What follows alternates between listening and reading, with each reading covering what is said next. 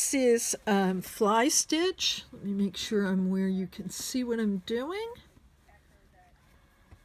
The camera. You're going to come up, I'm restarting so that you can see how it starts.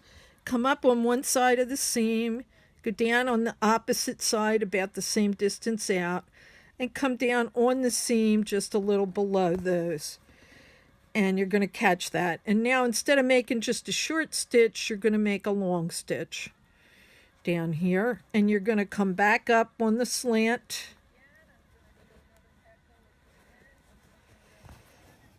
Come over to the other side. Come back up on the seam at the end of that stitch. Come up and do another long stitch. Come up.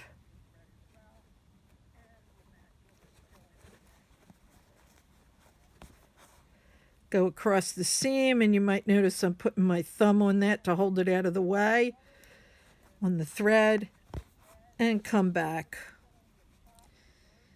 Okay, I'm going to finish this and then I'll show you an embellishment for it.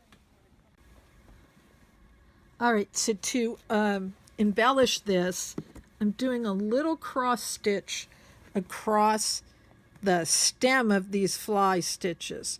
So I'm going to come up right here on one side of that stem here, go down on the other side at the top, cross the seam,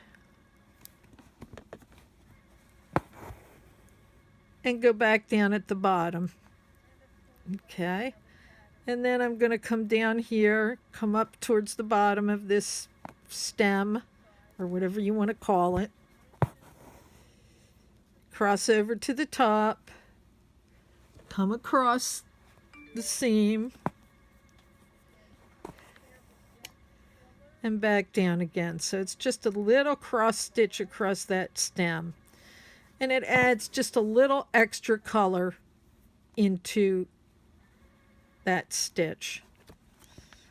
So there's always lots of things that you can do. This is just one possible variation.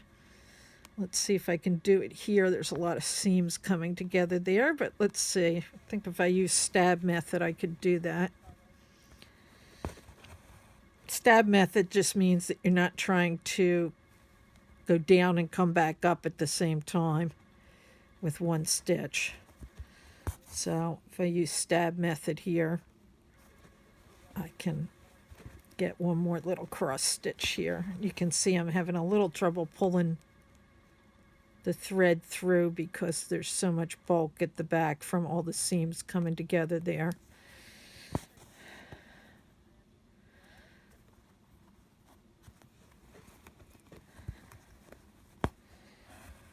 But we're good.